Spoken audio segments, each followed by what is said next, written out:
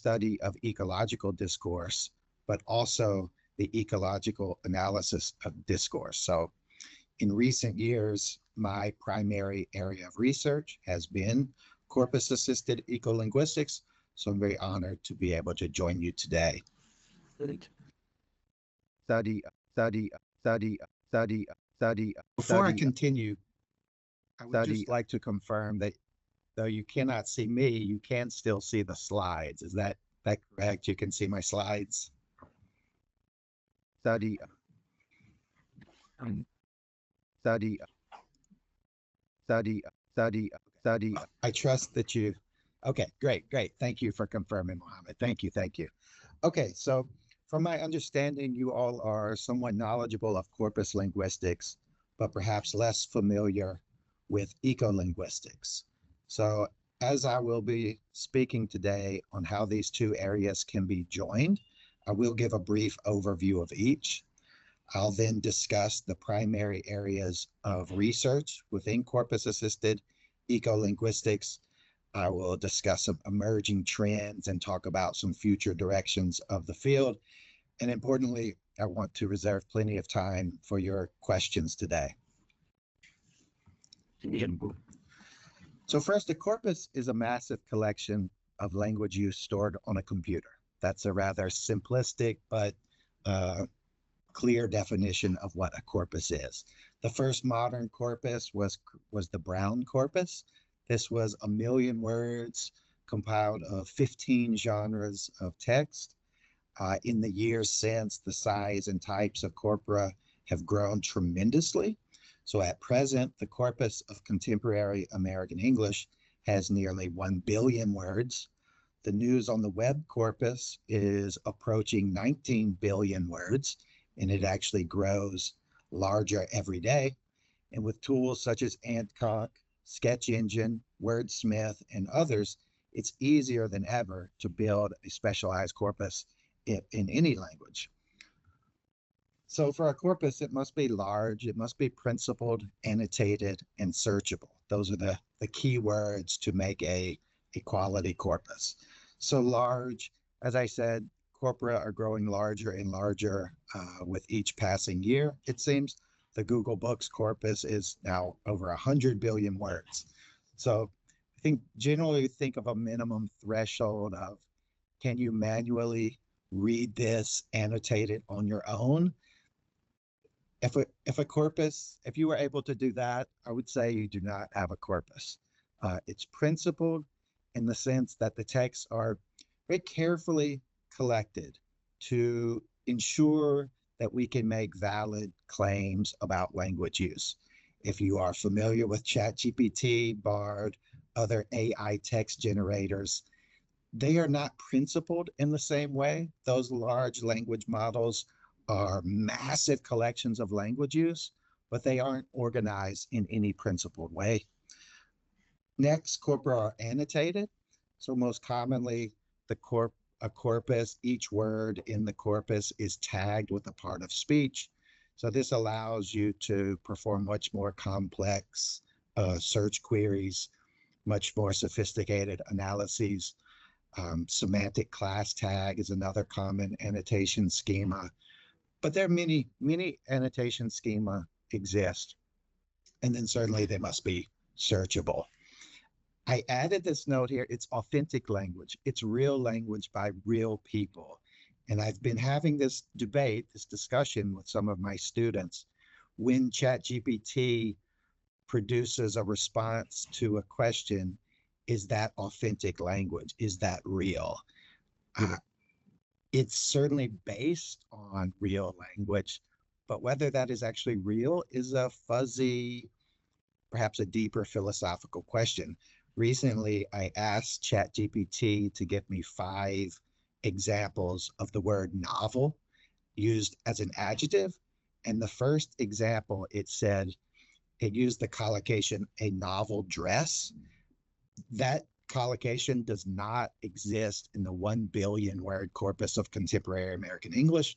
So just to highlight, there are some differences between an authentic corpus and a large language model from AI.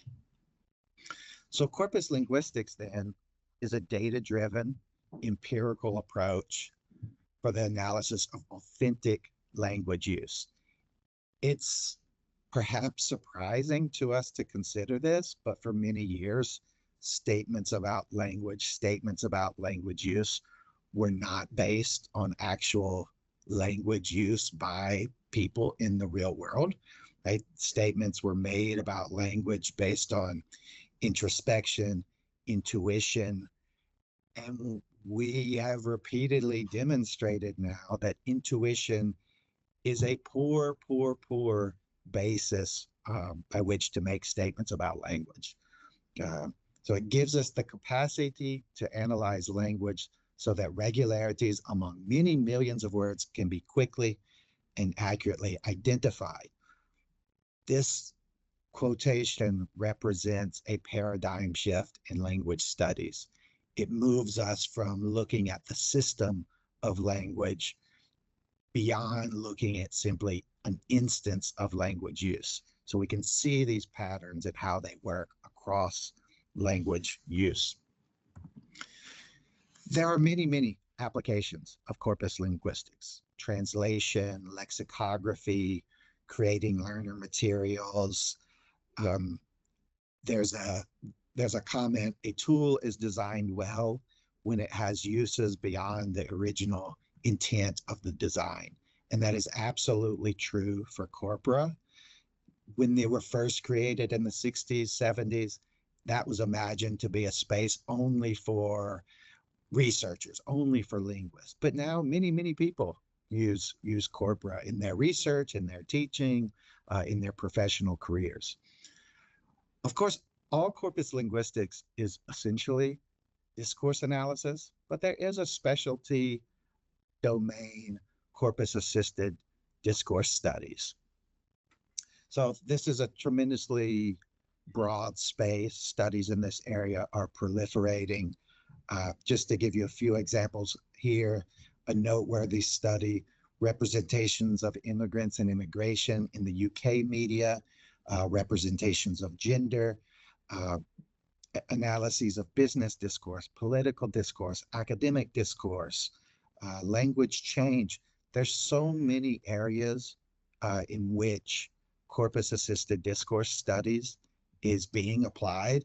And if you want to get a sense of those spaces, you can visit Costas Gabrielato's bibliography of discourse-oriented corpus studies.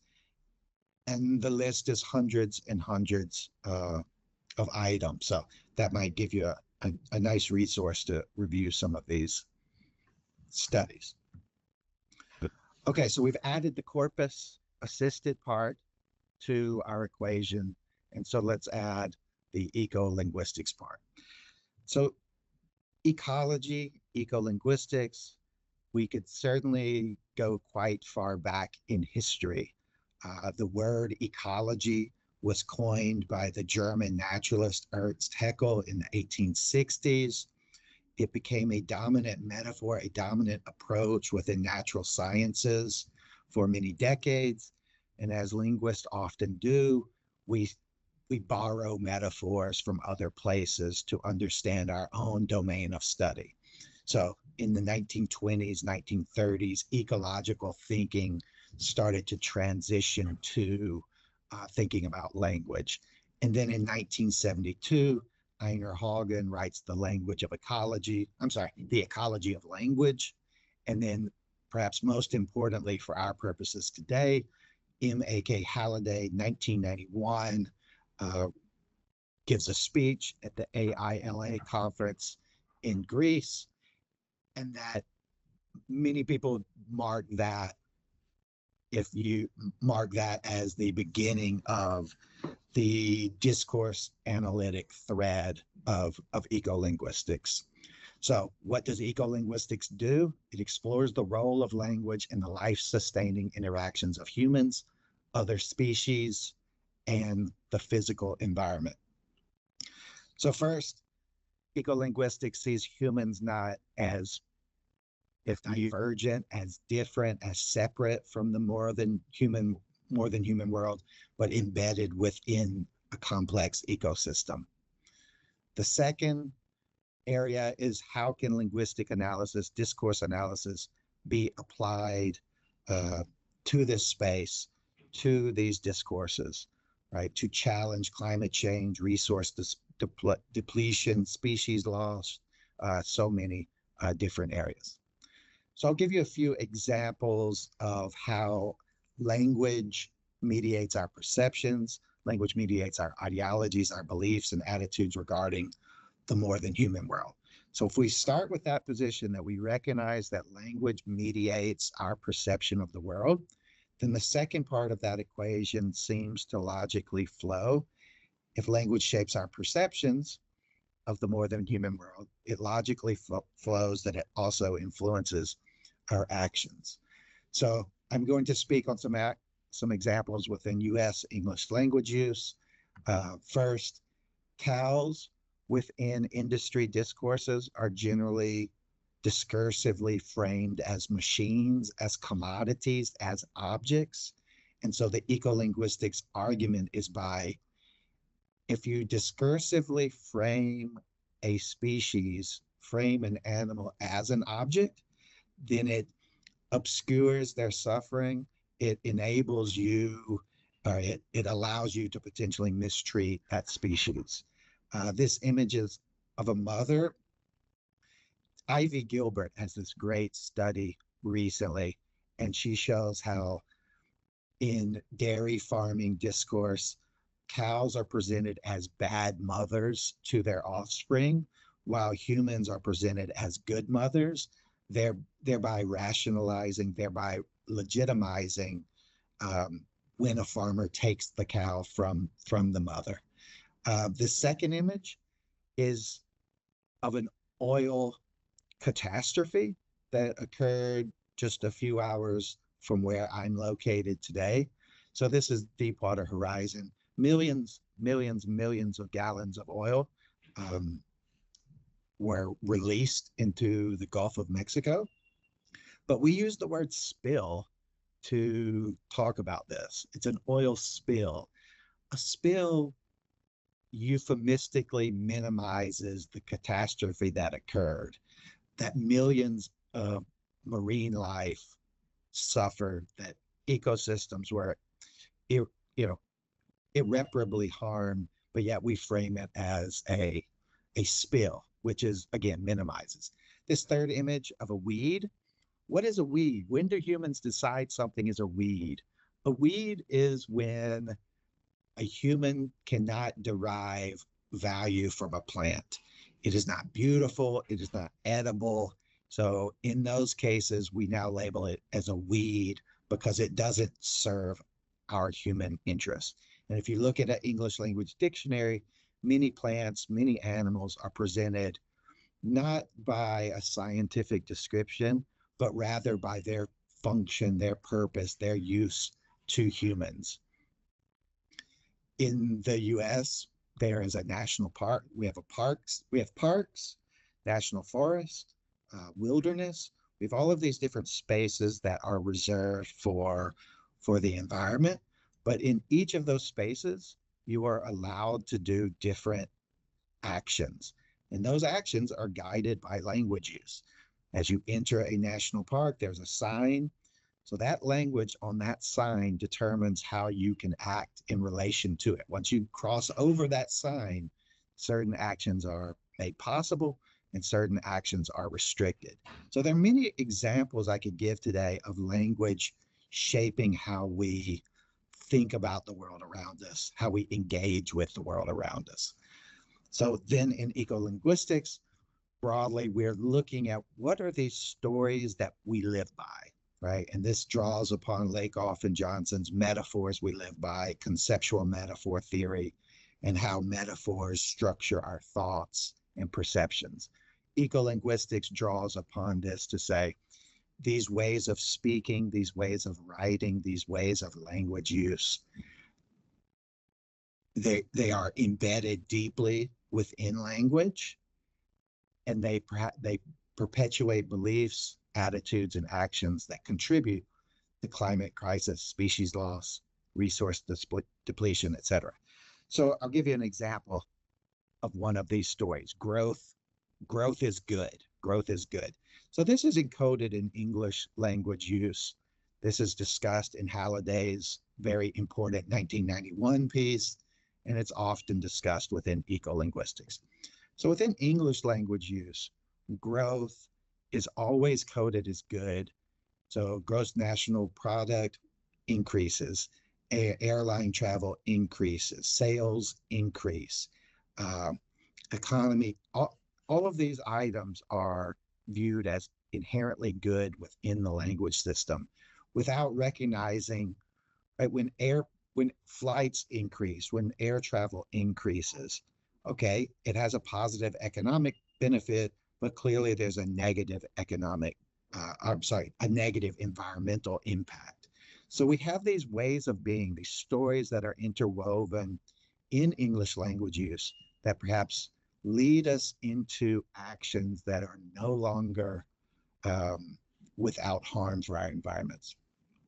So the core aims of ecolinguistics: to challenge and critique language practices which normalize and reproduce ways of being and speaking, which contribute to climate change, resource depletion, pollution, animal suffering, whatever it may be. So whenever language use is fragmenting humans from the more than human world, mediating our perception of the world in ways that shape our actions, that is where the ecolinguist aims to step in and critique and challenge. Additionally, ecolinguists, in the tradition of positive discourse analysis, also wishes to identify and promote language use that more positively aligns and contributes to well-being, sustainability, and justice. So when there is language use that helps form ecological identities that embed humans in complex ecosystems, such language use is promoted and praised. So there's certainly, this work is well suited for corpus approaches, right? We're looking for a corpus approach enables us to identify language patterns across the system.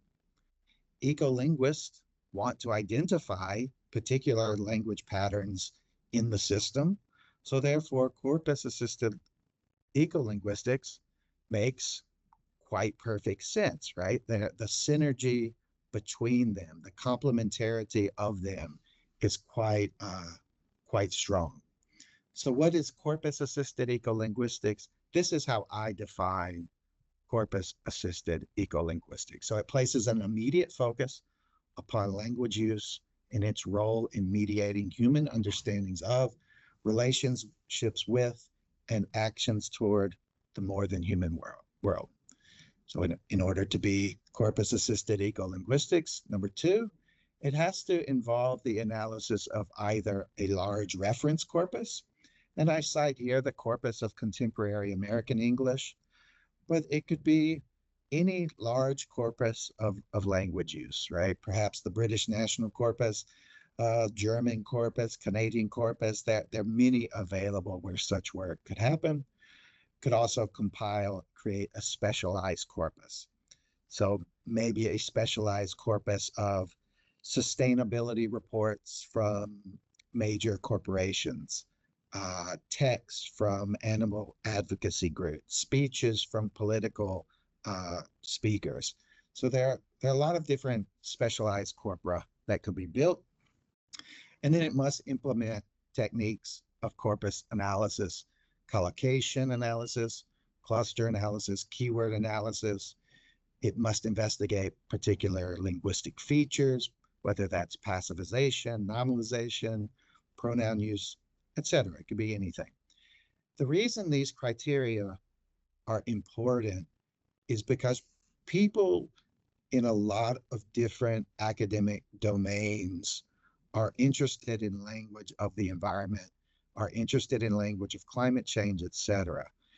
Right? There's a strong tradition of studies of climate change communication in journalism studies, media studies, composition and rhetoric studies. Those are wonderful. Those are valuable studies.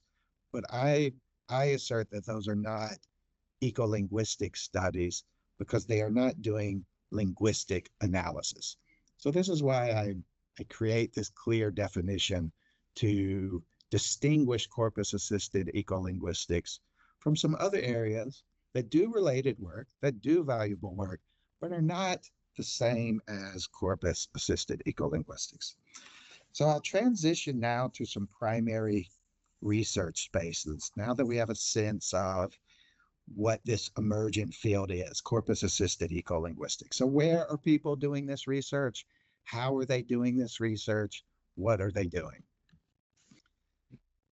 Perhaps unsurprisingly, the most common space in which corpus-assisted ecolinguistics is pursued is climate change discourse, right? And whether that's corpora from newspapers, right? That's likely the most common space for such work to happen, is to build a specialized corpus of newspaper articles. So researchers in this area explore how climate change is represented, how climate change is framed in public discourses. Perhaps, is it framed as a problem, an issue, a crisis, an emergency, a national security issue? And they explore how discourses present solutions or strategies for mitigation and how various actors differently depict it. So as noted, much research in this space analyzes newspaper articles. So this Grundman and Scott piece that I cite here analyzes a corpus of greater than 100 million words of newspaper articles from the United Kingdom, the United States, Germany, and France. They apply collocation analysis, cluster analysis, and keyword analysis. And unsurprisingly, the media of each of these countries frame climate change differently. So some other areas, text from the United Nations Intergovernmental Panel on Climate Change is a recent study that I did. Other corpora or other projects, an analysis of documents from think tanks that deny climate change, debates and speeches from political settings, activist speeches, reports from NGOs, sustainability reports. So there are a lot of spaces where this sort of climate change communication research takes place. So in critical discourse studies, researchers identify and challenge discourse that perpetuate forms of inequality, racism, sexism, and oppression for humans. Ecolinguistics does this same thing, but moves beyond humans alone to include non-humans as well. So such an orientation emerges because ecolinguistics wishes to promote well-being and justice for all species, not humans alone.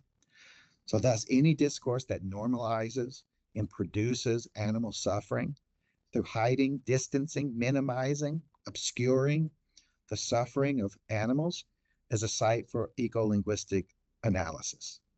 So as anthropocentric notions of dominion over, but also divergence from nature and animals are conceptualized as stories we live by, researchers are interested in exploring how perceptions of and actions toward the more than human world are produced in discourse. So in this space, there are some noteworthy studies that I've listed here. This frame study from 2019 from Corpora Journal illustrated how the frequency by which English speakers in the US, so the frequency by which we refer to species has declined, but then also the sentiments and emotions that we attach to species has changed in this period of rural to urban shift. Fusari 2018 looked at the changing representations of animal within Canadian English. More recently, Brown, McLaughlin, and all have looked at representation of animals and text from advocacy groups. Others have looked at wildlife documentaries. A recent study I did with some co-authors examines representations of animals on social media.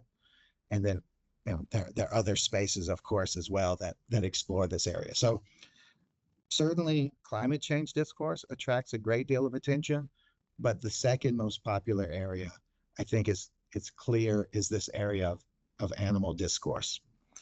So the next space, representations of nature and the environment. So researchers often explore how the environment is represented and framed in political, corporate, and religious discourse. For example, researchers have explored how the environment functions in political discourse. Bevatori analyzed the frequency of lemmas of environment in 60 years of speeches by US presidents. Additional studies have explored how corporations present themselves as responsible actors committed to sustainability, while at the same time committing actions that are clearly ecologically harmful. A very recent study that I really enjoyed was Fuoli and Bielitz.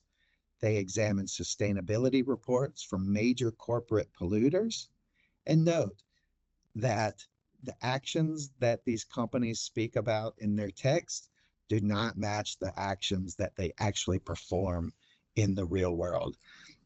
There's another recent study of framing of the environment in some speeches given by the Pope.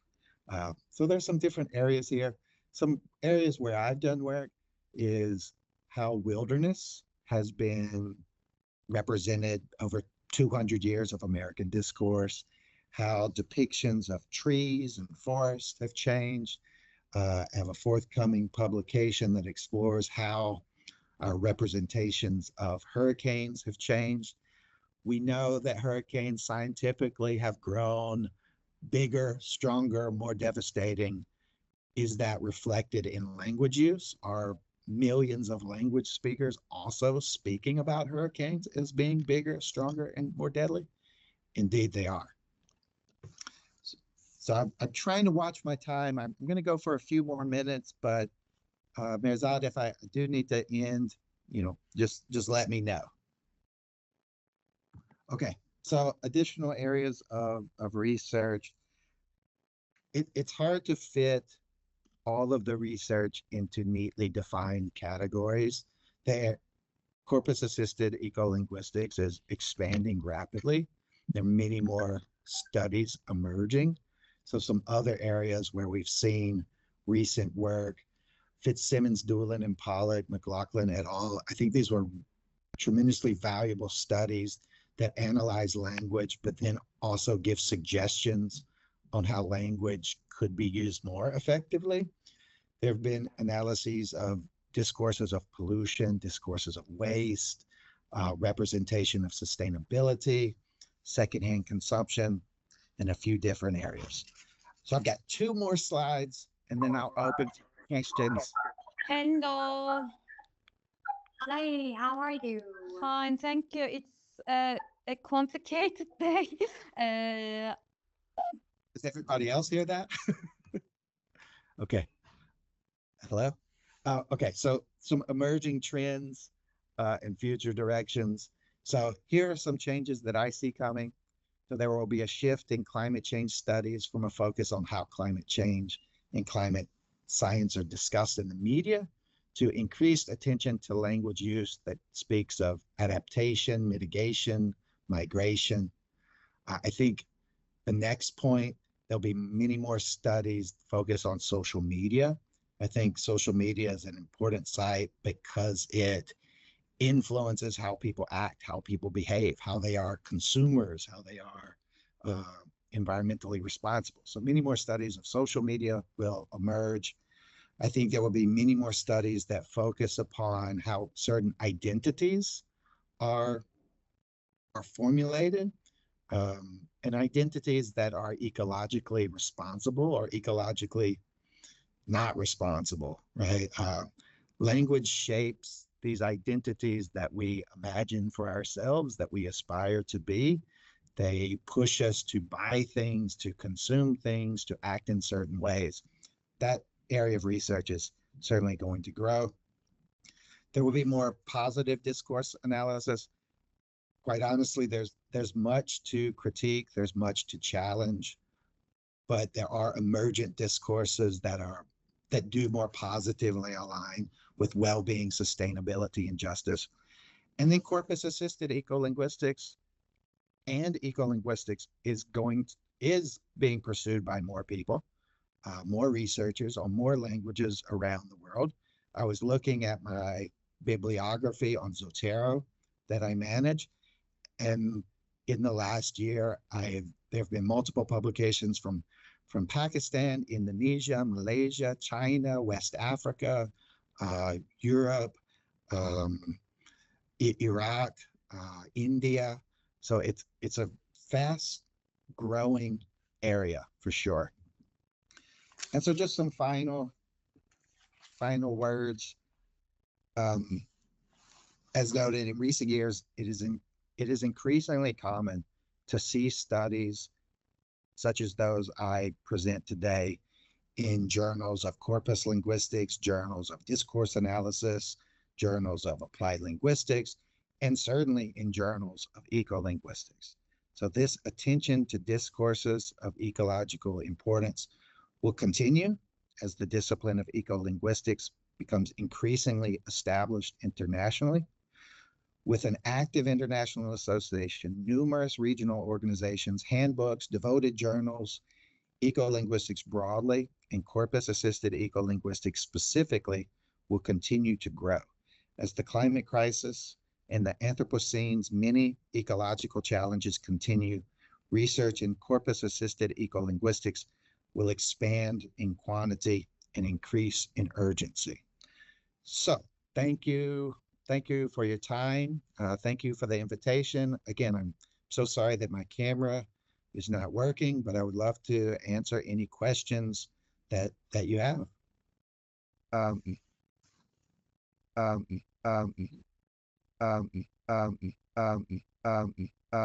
Thank you very much, Dr. Poole, for the thorough lecture that you provided. Now, I would like to open the floor for questions of participants. Please feel free if you have any questions. Feel free to ask any questions that you have. And I'm looking at the chat as well, so if you wish to pose a question in the chat, I'll see that also. Can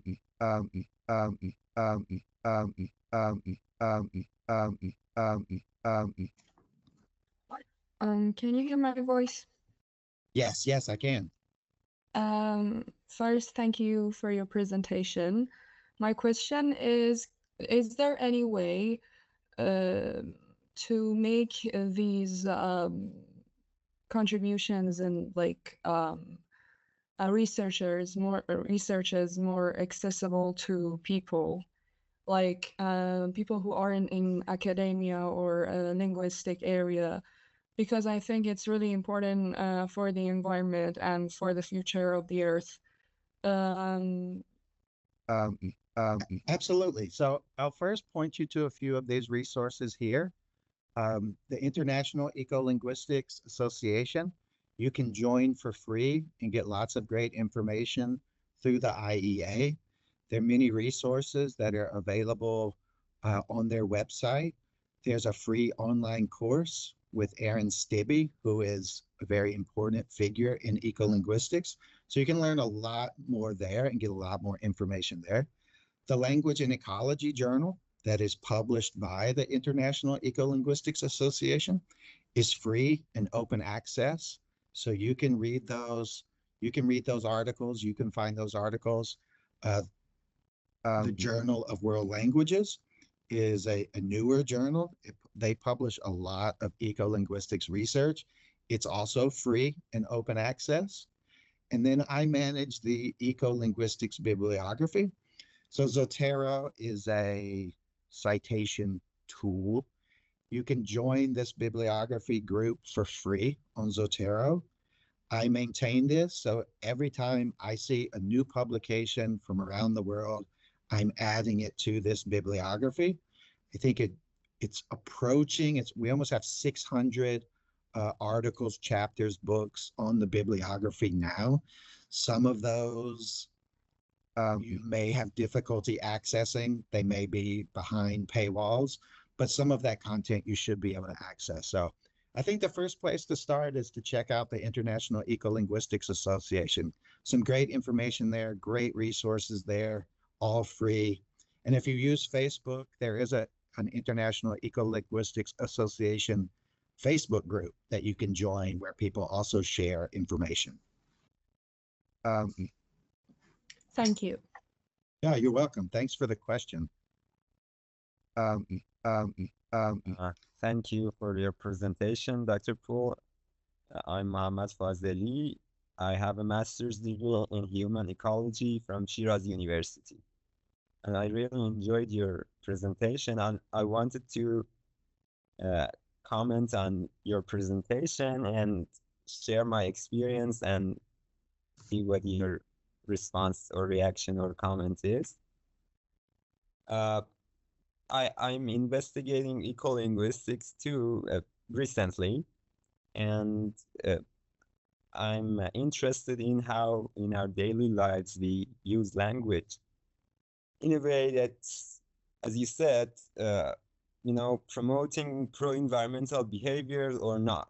For example, in Persian and English both, there is a word when we want to, get rid of trash or garbage, we say throw out. And yes, in Persian, we say dur ریختن, and it means throw something far out. So it's ancient roots. When we look at its ancient roots, we see that then it was all organic things. There was no plastic, there was no chemical compounds. So when we threw out something, it wouldn't matter, it was all good. Everything was good. Now, over time, things have changed, but our language remains the same. So when we say throw out, it's unconsciously, it has a connotation. Streets, for example, in Shiraz or Iran, I see sometimes there are garbages, trashes all over the place. So it's one thing that I wanted to say. Another thing that I'm involved in, we are doing a research, and actually we did a ecolinguistic analysis too. We asked participants to share their nature experiences, and we identified whether they add any feeling to their experience of nature and the more than human world, as you said, or not. And we are analyzing if they feel attached through a feeling or not. And we did this analysis, and we're going to publish it. And the results were as we trained them to have more engagement with the more human world, their feelings attached over time. It was a quasi experience over 1 month, and it was we saw a significant trend of increase in their as we say, meaningful nature experiences that had feelings. So it was my experience, and thank you that you listened. Thank you so much for sharing. For the first part, your comments on throw out make me think of our use of the word disposable. The word disposable doesn't really exist in English language use 50 years ago. And now everything we attach, disposable camera, disposable diaper, disposable bottle, everything now is disposable. That's a very misleading term. It doesn't mean that it disappears, that it biodegrades, that it harmlessly melts into the world, right? So disposable just gives us a sort of better feeling when we throw something away. So I think it's really fascinating discourses of waste, discourses of recycling, and how we allow ourselves to throw out something, to dispose of something. It's really quite interesting. So I certainly share your interest in those. I would say that also to that question is that's a part of my research in corpus-assisted ecolinguistics is, for example, I'm writing about that now, how notions of disposability have expanded and how so many things have become disposable and the terrible consequences environmentally of that.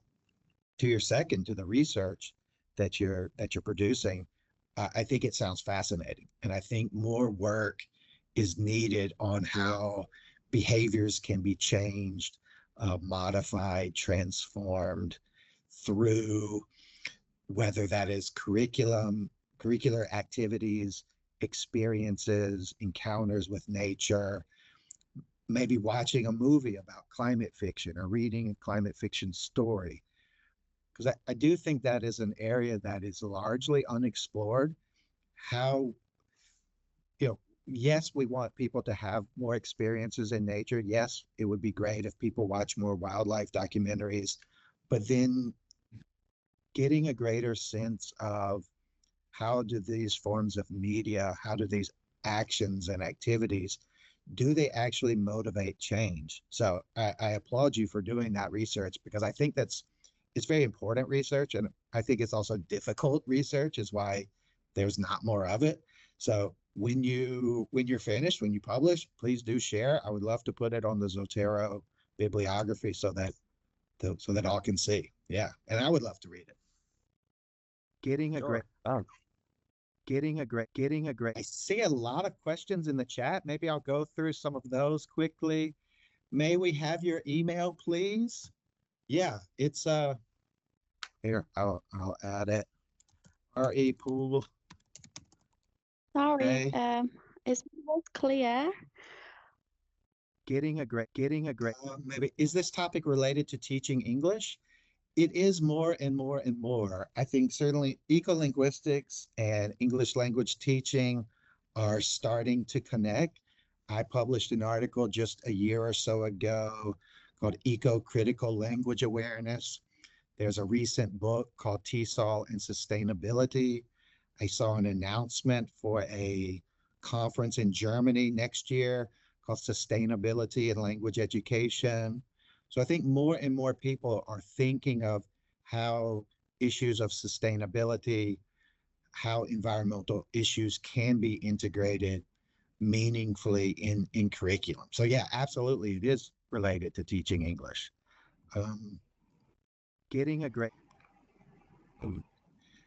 How can one guarantee the issue of corpus representativeness when it comes to reference corpus? I think we can never guarantee completely that a corpus is representative. When we use a reference corpus, we can study carefully what sorts of texts are included in that corpus and come to a conclusion that for our purposes, this corpus, though perhaps imperfect, is the best for our project at hand. For example, I use the corpus of historical American English often in my research. It is a wonderful corpus, but it is also a flawed corpus. It is not perfect, but there's no corpus better able to answer the questions that I'm trying to answer. So I think there are times where we recognize that perhaps no corpus is perfect, and we try to find the best corpus for our needs and for our questions. So could there be related research done on corpus-assisted ecolinguistics in tourism? This work is emerging, it is happening. People like Krishna Bal Sharma, people like Gavin Lamb, there's definitely work in ecolinguistics about ecotourism. I think of research by the New Zealand scholar Tema Milstein. So again, if you go to the ecolinguistics bibliography and scroll through there, you'll definitely find some articles on ecotourism. I think there could be more research in this space, but it is a developing area. Okay, So corpus is there, this is a great question, Amir. Thank you. Is there a difference between corpus-assisted ecolinguistics or maybe the terms corpus-driven or corpus-based? So corpus-driven and the term corpus-based are very meaningful words in corpus linguistics. So corpus-driven studies are trying to reach a new theory of language, a new way of understanding how language comes together. Corpus-based is quite different. So corpus-based would instead try to affirm or refute existing theories and understandings. I use the term corpus-assisted because I don't think I'm doing corpus-driven work in that I'm trying to reveal theories of language. You could say perhaps my work is corpus-based in a sense because I have an existing theory, I have an existing hypothesis about language use in a space, and I try to either confirm or not. But I use corpus-assisted aligning with Alan Partington, that approach to corpus study.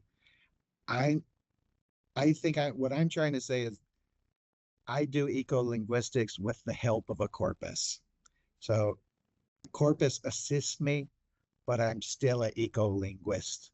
The corpus is just a great resource and help. So I think I'm taking a more neutral stance to the question. Obviously, those terms, corpus-assisted, corpus-driven, corpus-based, are tremendously important in corpus linguistics broadly, but I think particularly within this space, maybe they're less important as concepts. Thank you for that question. I do. Sorry, is my voice clear? Yes, I can hear you. Thank you.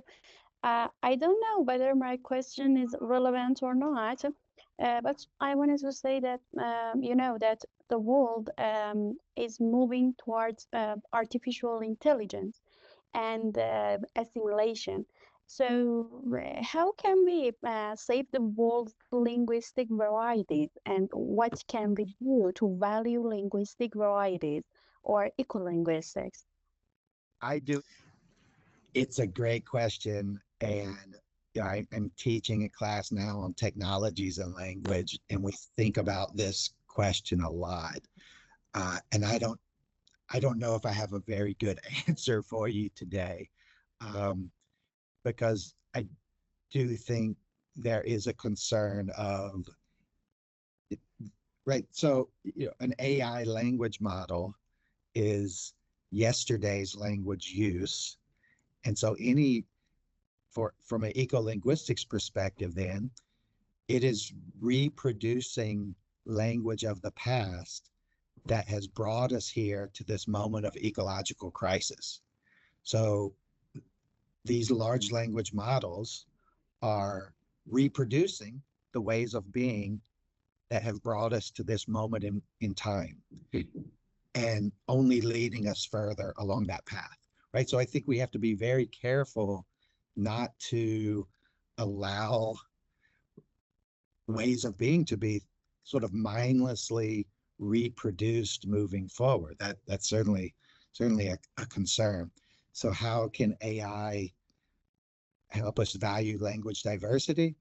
Well, ecolinguistics certainly cares greatly about language diversity and sees biodiversity and language diversity as closely connected.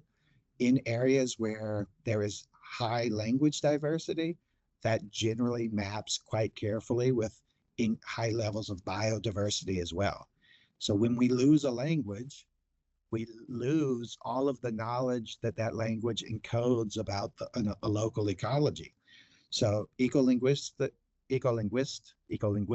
certainly care a lot about this issue, and it's a very important topic. I don't have the perfect answer. I don't have the solution for you, but it's certainly an area that people are exploring. I think that to save, that if we want to save ecolinguistics, we should have power which many of us don't have this power, this kind of power. Help us. Yeah, I think I understand the concern, and though our contexts are quite different, I think it's in the face of tremendous ecological crisis, it is difficult to retain hope and optimism and to retain that energy and activist nature. It's interesting, from an ecolinguistics perspective, right, that new words are emerging that describe our hopelessness and our despair in this moment of crisis, that it does seem at times overwhelming, right? So the term solastasia, a fond remembrance of past environments and the past nature and sort of what has been lost. So I try to stay optimistic in my research. I try to stay hopeful in my personal life, but at the same time, I recognize that feeling of powerlessness in the face of it all. Help us. Yes, of course. And you know that each language in all over the world has its own beauties. And if we lose one of those languages, also we will lose those beauties of culture, because their culture are shown with those languages.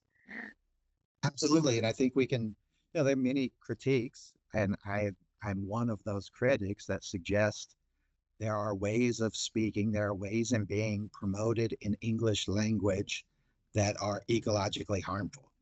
But at the same time, English is spreading and proliferating around the world. So if a language that is ecologically sensitive dies and is replaced with English, a language that is not so ecologically conscious, perhaps, that is clearly concerning, right? Yeah. Thanks for your answering and your time. That was really useful. I see a question from Mirzad. Can we explore metaphorical representations, Mother Earth, Mother Nature?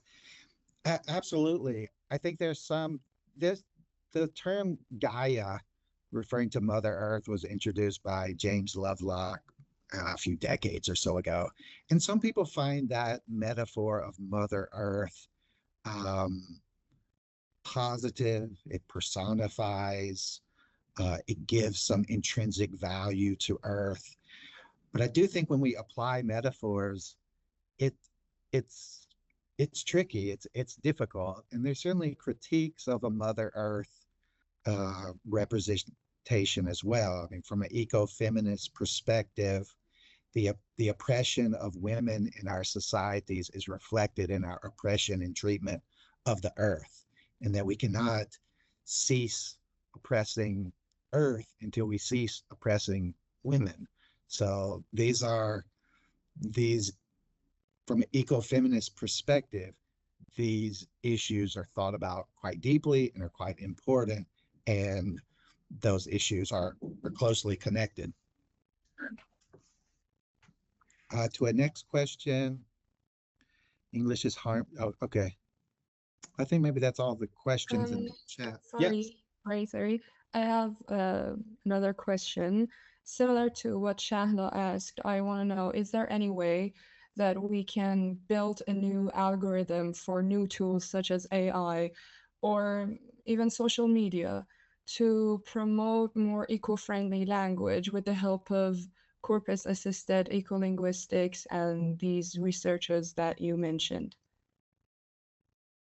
Well, it's challenging work, but I think it's work that we have to do. And so today in ecolinguistics as it stands is certainly attempting to intervene into language practices that are problematic and attempting to promote language practices that are beneficial. So I suppose that starts with each of us on a personal level of being mindful of our own language use, and then hoping that those patterns proliferate, those patterns grow and can be cultivated. So I think it's difficult to change the large language model of which AI is based upon unless we're able to change our own personal corpora of language use on our own. So I do think those changes are incremental. They take time. So our language, our actions as ecolinguists have to be synchronized. I know in the writing of my book, I recognize actions in my personal life that were not matching the ecological philosophy of my book. And I recognize that hypocrisy, and I've tried to better synchronize my ecological actions in the world with the writings in my book or in any of my research. So is it easy work? Certainly not. But I think we see people, like when Greta Thunberg says our house is on fire, that is a powerful metaphor that awakens people, that awakens activism. And so, Mezad just spoke of the metaphor of Mother Earth. But if you think the metaphor of Earth as house and our house is on fire, again, we have, Thunberg brought millions and millions of young activists to the street and into the conversation in ways that hadn't happened.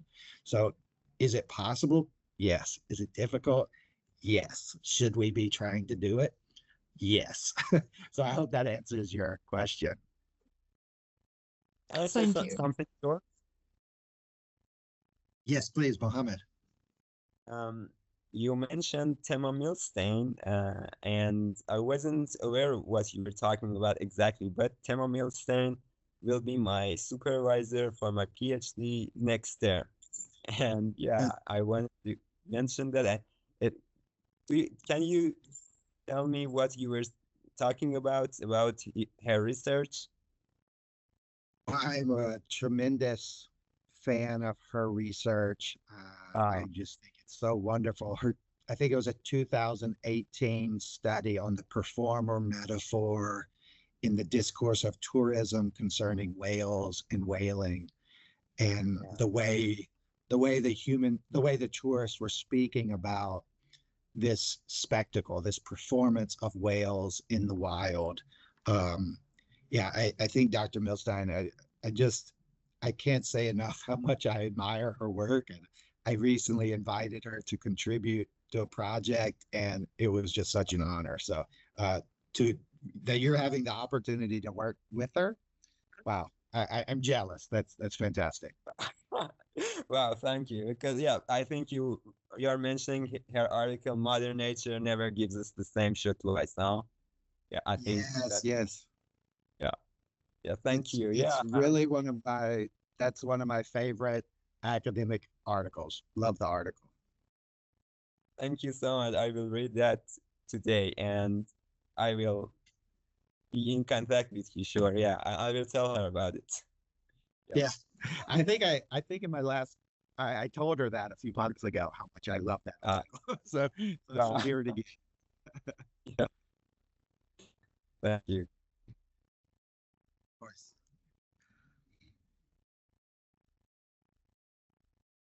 Any other questions?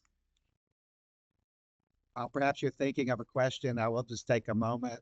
Here are two recent books of mine showing my use of corpus linguistics in two different spaces, using corpora for English language teaching and learning, and then corpus-assisted ecolinguistics. But also I'm a faculty member in the MA TESOL and Applied Linguistics program at the University of Alabama. We have approximately 20 students. 75% of those students are international. We have students from Bangladesh, Nigeria, Ghana, Brazil, Turkey, Russia, Ukraine. So we have students from around the world. All students in the program receive full tuition waiver, so no tuition cost to the students. They get a $15,000 per year stipend, and they get health insurance.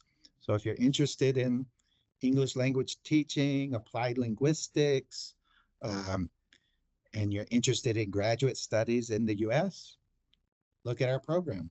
Consider it. It's a good program.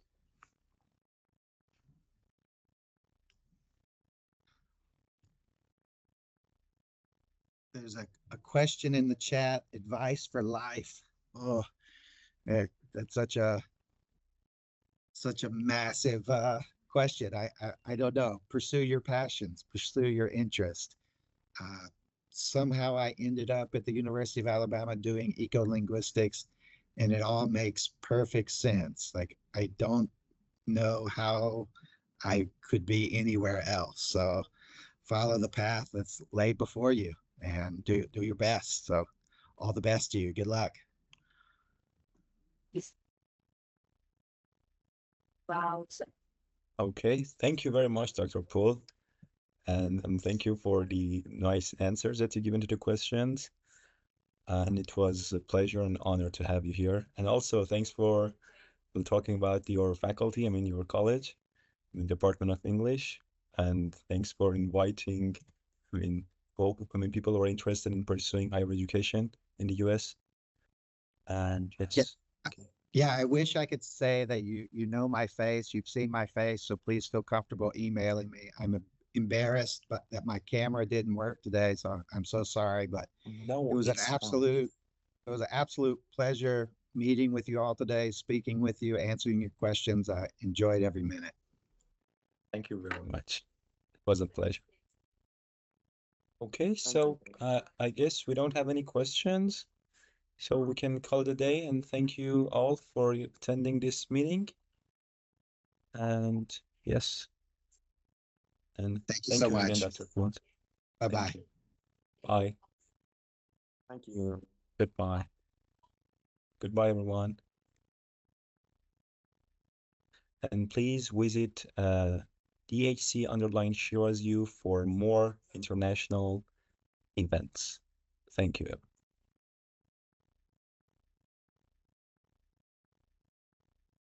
Thank you, Mohammed. Thank you. Bye-bye. Bye. Thank you for attending.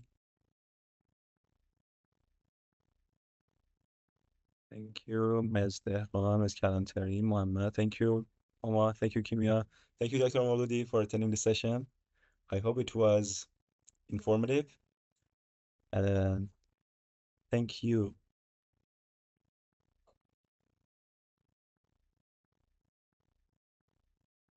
So, I have to end the call, and thanks, everyone.